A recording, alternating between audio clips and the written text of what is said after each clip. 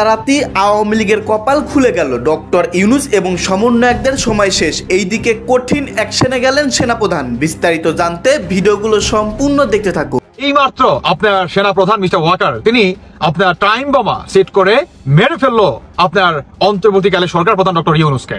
দর্শক বন্ধুরা, এই কথাটি আমার না, এই ভিডিওটি অত্যন্ত স্পেশাল বাংলাদেশের সকল শ্রেণীর মানুষের জন্য। আসুন সবার আগে একজনের বক্তব্য শুনে তারপরে বাকি কথা বলতেছি। এই নিউজটা গণমাধ্যমে প্রকাশিত হবার পর আপনারা কমেন্টগুলো দেখবেন। হতাশার অনেকেই মন খারাপ করেছেন। কেউ কেউ বলছেন, স্যার প্লিজ আপনি এমন সিদ্ধান্ত নেবেন না, স্যার প্লিজ এদেশের রাজনৈতিক দলগুলোর সাথে আপনি অভিমান করবেন না, জনগণের সাথে আপনি অভিমান করবেন না, আপনাকে আরো 5 বছর ক্ষমতায় চাই। কিন্তু চাইলে কি আসলে ক্ষমতায় রাখা যায়? ক্ষমতায় থাকার জন্য একটা সিস্টেম আছে, একটা ওয়ে ফলো করতে হবে।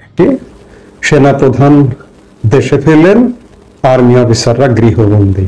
এই প্রসঙ্গটা নিয়ে আপনাদের সামনে এই মুহূর্তে কথা বলবো।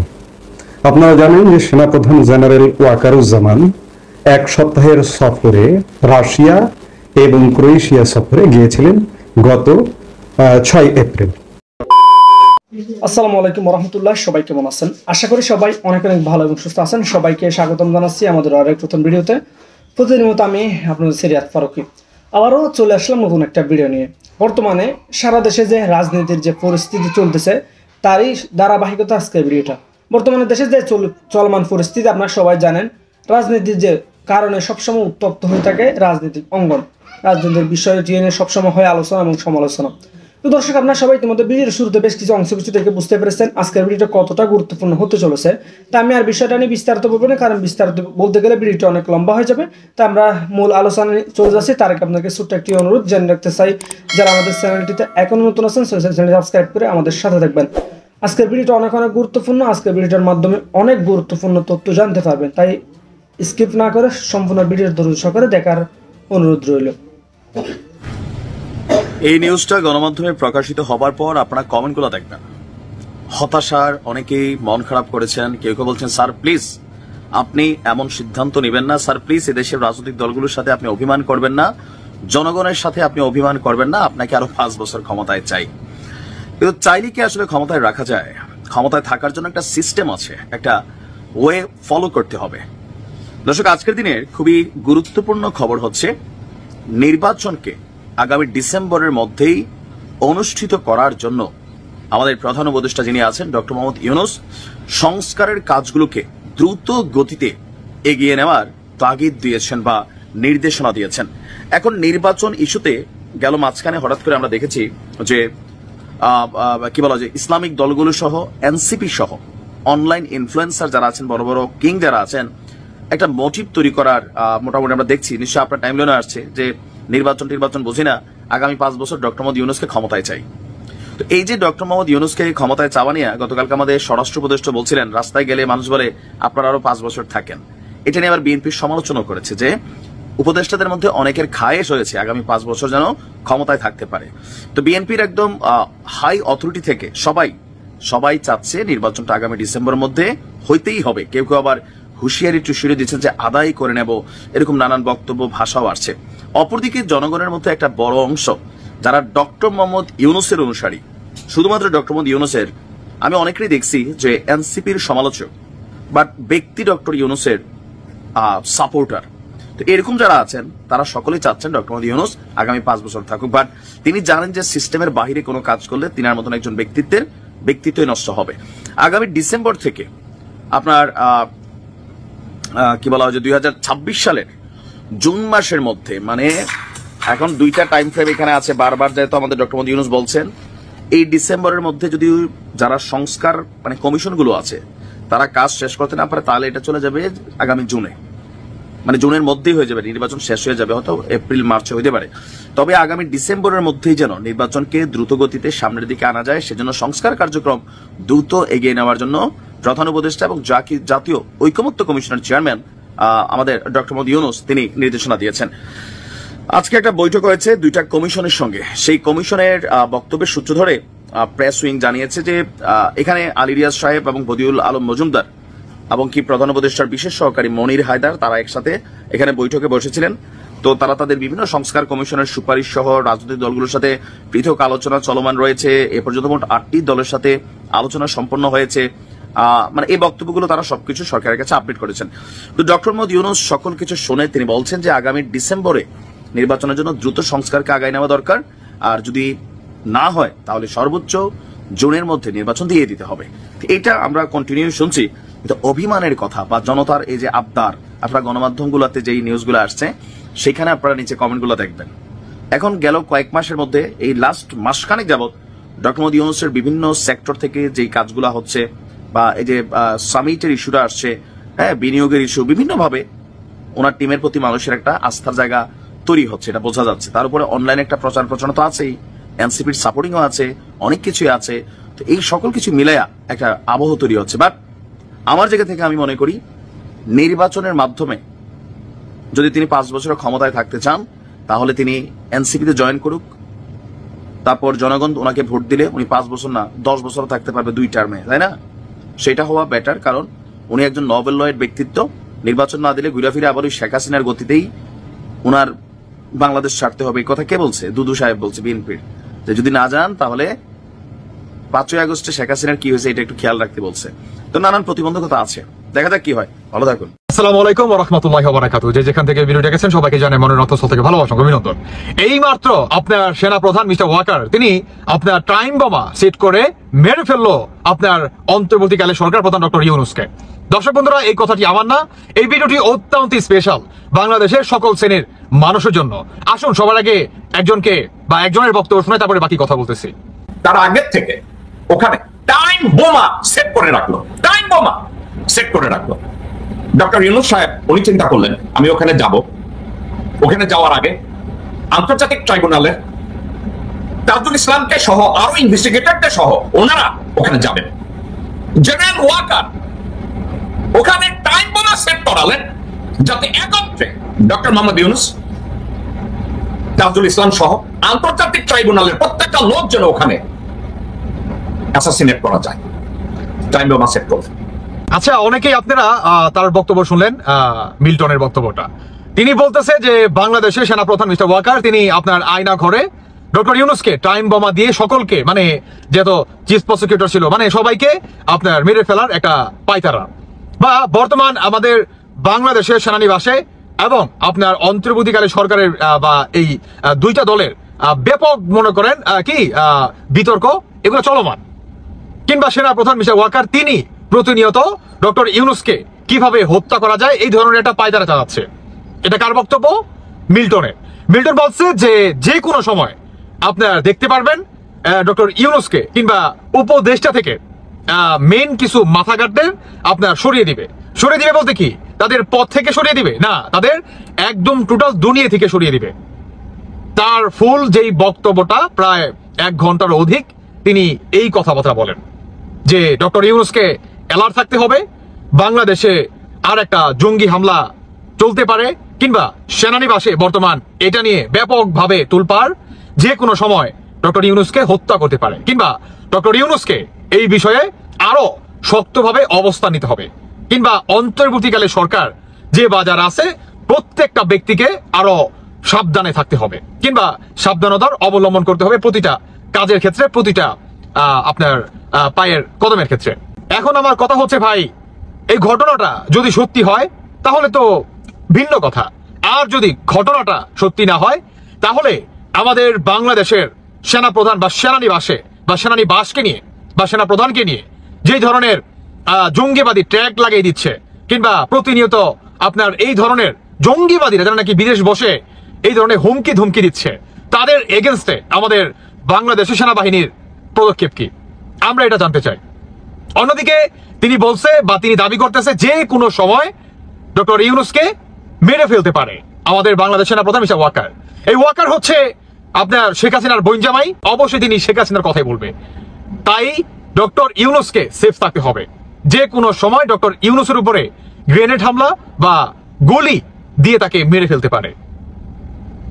ভাই, এই বক্তব্যকে কেন্দ্র করে বাংলাদেশে বর্তমান সেনানিবাসে কিংবা আমাদের বাংলাদেশের অন্তর্বর্তীকালে সরকার মানে তাদের আসলে বক্তব্য কি কিংবা এটার এগেনস্টে সেনাপ্রধান মিস্টার ওয়াকার তিনি কি পদক্ষেপ নেবে, যখন নাকি তিনি আপনার রাশিয়া এবং ক্রোয়েশিয়া সফর শেষ করে আজকে তিনি বাংলাদেশে চলে আসছে, তাই না? এবং তিনি আসতে না আসতেই তাকে এই ধরনের ট্যাগ লাগাই দিচ্ছে।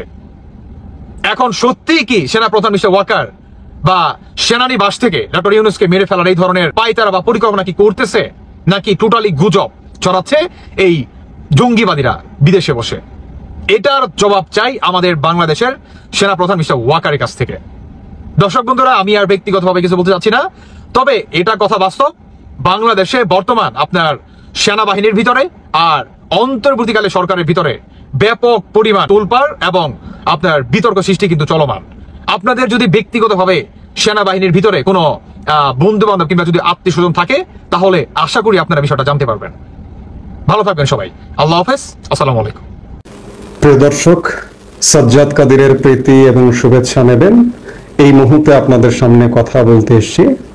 সেনাপ্রধান দেশে ফিরলেন, আর্মি অফিসাররা গৃহবন্দী। এই প্রসঙ্গটা নিয়ে আপনাদের সামনে এই মুহূর্তে কথা বলবো। আপনারা জানেন যে সেনাপ্রধান জেনারেল ওয়াকারুজ্জামান এক সপ্তাহের সফরে রাশিয়া এবং ক্রোয়েশিয়া সফরে গিয়েছিলেন গত 6 এপ্রিল। তিনি আজ দুপুরে দেশে ফিরে এসেছেন।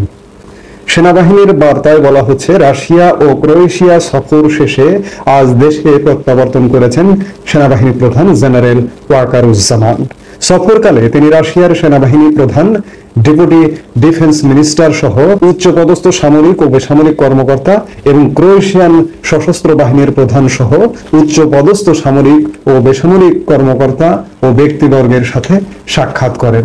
সেনাপ্রধান রাশিয়া সফর করেছেন। এর মধ্যে বাংলাদেশের প্রধান উপদেষ্টা সিং সফর করেছেন। বাংলাদেশের সেনাবাহিনীতে বিশেষ করে অস্ত্র ক্ষেত্রে চীনের একটা ব্যাপক অংশগ্রহণ আছে। ক্ষুদ্রাস্ত্রের ক্ষেত্রে চীন থেকে সর্বাধিক পরিমাণ অস্ত্র আমদানি করা হয়। আমি এর আগে একাধিক ভিডিওতে বলেছি যে চীন যে আমাদের সবচেয়ে বড় বাণিজ্যিক অংশীদার, এর প্রধানতম কারণ বাংলাদেশের সমরাস্ত্র আমদানি এবং বাংলাদেশের শিল্প প্রতিষ্ঠানের মূলধনী যন্ত্রপাতি আমদানির কারণে চীন আমাদের প্রধান বাণিজ্য অংশীদার, আমদানি গন্তব্য হয়ে উঠেছে। তো সেনাপ্রধান রাশিয়া সফরে গেলেন। রাশিয়া থেকে অস্ত্র আমদানিরও আলাপ সালাপ হয়েছে, যেমনটি জানা যাচ্ছে। রাশিয়া আমাদের কিন্তু বলতে গেলে যে বাংলাদেশের জন্ম থেকে, বাংলাদেশের স্বাধীনতা মুক্তিযুদ্ধের সময়কাল থেকে রাশিয়া আমাদের বন্ধু প্রতিম রাষ্ট্র। চীন কিন্তু আমাদের বিপক্ষে ছিল মুক্তিযুদ্ধের সময়, সেই জায়গায় রাশিয়া পক্ষে ছিলেন এবং রাশিয়া ভারত একজোট হয়ে বাংলাদেশের পক্ষে ছিলেন। সেই দেশটি সফর করলেন সেনাপ্রধান জেনারেল ওয়াকারুজ্জামান। এখন প্রশ্ন আসছে যে অস্ত্রশস্ত্রের ক্ষেত্রে চীনের প্রভাব, কর্তৃত্ব কি খানিকটা খর্ব হবে? রাশিয়া কি বাংলাদেশের সেনাবাহিনীতে একটু ভূমিকা রাখতে যাচ্ছে? রাশিয়ার সাথে সম্পর্ক আরো ভালো হবে? নিশ্চয়ই এই যে 7 দিনব্যাপী সেনাপ্রধান 7 দিনের সফরের বেশিরভাগ সময় রাশিয়া সফর করলেন, সেক্ষেত্রে সম্পর্কটা আরো নিবিড় হবে, এমনটাই আশা করা যাচ্ছে। অন্যদিকে আরেকটি খবর চাউর হয়েছে, বিশেষ করে ভারতীয় কিছু অনলাইন পোর্টালে, যে যেমন দ্য পলিটিক্যাল অবজারভার, দ্য ইন্ডিয়া.com, এইসব সংবাদ মাধ্যমে খবর চাউর হয়েছে যে সেনাপ্রধান জেনারেল ওয়াকারুজ্জামান যে মুহূর্তে রাশিয়া সফরে গেছেন 6 তারিখে, তিনি যাওয়ার আগের দিন 5 তারিখে কয়েকজন সেনাবাহিনীর কর্মকর্তাকে, 5 জনের সংখ্যাটির কথা বলা হচ্ছে 5 জন, এবং 5 জন এগুলো জুনিয়র এবং মিড লেভেলের কর্মকর্তা, তাদেরকে হাউস অ্যারেস্ট করা হচ্ছে, এমন খবর দিচ্ছে ভারতীয় কিছু অনলাইন নিউজ পোর্টাল, এবং তাদের নাম সহ প্রকাশ করেছে। আরো যে অভিযোগে অভিযুক্ত করা হচ্ছে যে এই সেনা কর্মকর্তারা অগাস্ট মাসে, গত 24 অগাস্ট মাসে যে বাংলাদেশে বিক্ষোভ হয়েছিল, ছাত্র আন্দোলন হয়েছিল, তাতে প্রভাব বিস্তার করেছিলেন, এমন অভিযোগে অভিযুক্ত করে তাদেরকে হাউস অ্যারেস্ট করা হয়েছে। তবে এই হাউস অ্যারেস্ট বা এই যে অবরুদ্ধ করে রাখা বা সেনাবাহিনীর সেনা কর্মকর্তা, এখানে মেজর লেভেলের আছে, লেফটেন্যান্ট কর্নেল লেভেলে আছেন, সর্বোচ্চ ব্রিগেডিয়ার জেনারেল পর্যন্ত আছেন, জেনারেল লেভেলেও আছেন। তো এই যে 5 জন সেনাবাহিনীর কর্মকর্তাকে যদি হাউস অ্যারেস্ট করে রাখা হয়, এগুলো আসলে সেনাবাহিনীর নিতান্তই অভ্যন্তরীণ ব্যাপার, এবং চাকরিরত কর্মকর্তা যদি কোনো অপরাধের সঙ্গে যুক্ত থাকেন, তাদেরকে অ্যারেস্ট করা হয়, তাদেরকে কোর্ট মার্শালে বিচার করা হয়। এগুলো বাইরে প্রকাশ করবারও কিছু নয়, এটি নিয়ে বাইরে কোনো বিশৃঙ্খলা হয় না, কিংবা এগুলো নিয়ে দেশে বিশাল যে লঙ্কাকাণ্ড বেঁধে যাবে সেটি নয়। তবে একটি অ্যালার্মিং বিষয় যে এই সংবাদ মাধ্যমগুলোতে বলা হচ্ছে তাদেরকে নাকি আন্তর্জাতিক অপরাধ ট্রাইব্যুনালের মাধ্যমে বিচার করা হবে। এটি আসলে হবার নয়, কারণ সেনা কর্মকর্তাদের বিচার তাদের নিজস্ব কোর্ট আছে, নিজস্ব কোর্টের মাধ্যমে, কোর্ট মার্শালের মাধ্যমে হয়, এবং এগুলো কিন্তু একদম রুটিন ব্যাপার। এগুলো নিয়ে যে তোলপাড় পড়ে যাবে, ওয়াকারুজ্জামান চলে যাচ্ছেন, 5 জন হাউস অ্যারেস্ট হয়ে যাচ্ছেন, হাউস অ্যারেস্ট হয়ে গেছেন, হতে পারে। ইন্ডিয়ান সংবাদ মাধ্যম যে সংবাদ দিয়েছে, হতে পারে। যদি একদম টপ লেভেলের লেফটেন্যান্ট জেনারেল বা মেজর জেনারেল লেভেলের 20 জনকে অবরুদ্ধ করা হয়েছে, হাউস অ্যারেস্ট করা হয়েছে, তাহলে কিন্তু ব্যাপক বিতর্কের, ব্যাপক তোলপাড় হবার মতো ব্যাপার থাকতো, বা সেনা অভ্যুত্থানের অভিযোগে অভিযুক্ত করা হয়েছে, এগুলো একদম নিয়মিত ব্যাপার। এই সংবাদ মাধ্যমগুলোর বরাত দিয়ে যেগুলো জানা যাচ্ছে, যে অফিসারদের কথা জানা যাচ্ছে, তারা হচ্ছেন brigadier general Zakaria Hossain, brigadier general Imran, colonel Abdullah Al Momin rapid action ব্যাটালিয়নে যিনি ছিলেন, লেফটেন্যান্ট কর্নেল মোহাম্মদ রিদওয়ানুল ইসলাম বিজিবিতে ছিলেন, এবং মেজর মোহাম্মদ নোমান আল ফারুক ইস্ট বেঙ্গল রেজিমেন্টে ছিলেন। এই 5 জনকে হাউস অ্যারেস্ট করা হয়েছে, এমন সংবাদে দিচ্ছে। হতে পারে, এটি অস্বাভাবিক কিছুই নয়, এবং এটির কারণে বাংলাদেশে কোনো প্রভাব পড়বে এটি মনে করি না। আর হচ্ছে আরেকটি বিষয় যে এটি এনাদের বিচার করা হবে, আমি যেটি বললাম যে বাইরে, এটি হবার নয়। যদি বিচার হয় সেটি কোর্ট মার্শালের মাধ্যমে বিচার হবে। যদি চাকরচ্যুত হয়, এগুলো আসলে সিভিল বা বাইরে সিভিল প্রশাসন এগুলো জানেও না। সেনাবাহিনীর অভ্যন্তরে এমন ঘটনা হওয়ার হামেশাই ঘটে থাকে। আবারও বলছি যে এই ঘটনা সেনাবাহিনীতে কিংবা দেশে ব্যাপক কোনো তোলপাড় হবে না, এটি নিশ্চিত। আর এই অফিসারদের ক্ষেত্রে বলা হচ্ছে যে তাদের ব্যাপারে অভিযোগ যে আওয়ামী লীগ নেতা কর্মীদের ক্যান্টনমেন্টে আশ্রয় দেওয়া হয়েছিল, এবং নিরাপদে বিদেশ যাত্রায় সহযোগিতা করা হয়েছিল, এবং শেখ হাসিনাকে ভারতে রেখে আসা হয়েছিল। একটা জিনিস মনে রাখবেন যে শেখ হাসিনাকে ভারতের নিরাপদে আশ্রয় রাখা, আওয়ামী লীগ নেতাদের ক্যান্টনমেন্টে আশ্রয় দেওয়া 6 শতাধিক, এটি সেনা প্রধান স্বয়ং জানতেন। সেনা প্রধানের নজরে নেই বা নলেজে নেই, না জেনে ক্যান্টনমেন্টে আশ্রয় দেওয়া হয়নি। সেনা প্রধানের নলেজে নেই শেখ হাসিনাকে নিরাপদে রেখে আসা হয়েছে, এটি ঘটেনি। এবং সেনা প্রধানের নলেজে যে আছে, সেনাপ্রধান এক সাক্ষাৎকারে বলেছিলেন যে শেখ হাসিনাকে কখন ভারতে নিয়ে যাওয়া হয়েছে আমি জানতাম না। এটি যে সঠিক নয় সেটি ভারতীয় সেনাপ্রধান উপেন্দ্র দ্বিবেদীর একাধিক সাক্ষাৎকারে এসছে, যে 5 অগাস্ট সময়কালে টাইম টু টাইম সেনাপ্রধান জেনারেল ওয়াকারুজ্জামানের সাথে কথা হয়েছে, এবং তার প্রেক্ষিতে, আলোচনার প্রেক্ষিতেই শেখ হাসিনাকে ভারতের নিরাপদে আশ্রয়ে রেখে আসা হয়েছে। কাজে এই অফিসারদের যাদের কথা বলা হচ্ছে, যে নামে অভিযুক্ত করা হয়েছে, তারা নিজে নিজে একটা বিমান অ্যারেঞ্জ করে শেখ হাসিনাকে রেখে এসছেন, আবার আওয়ামী লীগ নেতাদের ক্যান্টনমেন্টে নিয়ে গিয়ে আশ্রয় দিয়েছেন, নিরাপদে বিদেশ যেতে সহযোগিতা করেছেন। এগুলো বানোয়াট কথাবার্তা। সেনাপ্রধান সবকিছুই ওয়াকিবহাল ছিলেন, তিনি জেনে শুনেই এই ঘটনা ঘটেছে, এবং তার পরবর্তীতে যা কিছুই ঘটছে সেনাপ্রধান জানেন না, তার অগোচরে ঘটছে, এটি বিশ্বাসযোগ্য নয়। কাজেই সেনাপ্রধান দেশে ফিরে এসেছেন, এবং কিছু আর্মি অফিসার হাউস অ্যারেস্ট আছেন। সেনাপ্রধান দেশে ফিরে এসেছেন, এটি সত্য, এবং হাউস অ্যারেস্ট আছেন, এটি সম্পূর্ণ অভ্যন্তরীণ বিষয়। এই মুহূর্তে এ পর্যন্তই, সবাই ভালো। তো প্রিয় দর্শক, এই বিষয়টি নিয়ে আপনার মতামত কমেন্টে জানাবেন। এতক্ষণ সাথে থাকার জন্য সবাইকে অসংখ্য ধন্যবাদ। দেখাবো না কোনো ভিডিওতে, ততক্ষণ পর্যন্ত আমাদের চ্যানেলের সাথে থাকুন, সাবস্ক্রাইব করুন। ধন্যবাদ সবাইকে, আল্লাহ হাফেজ।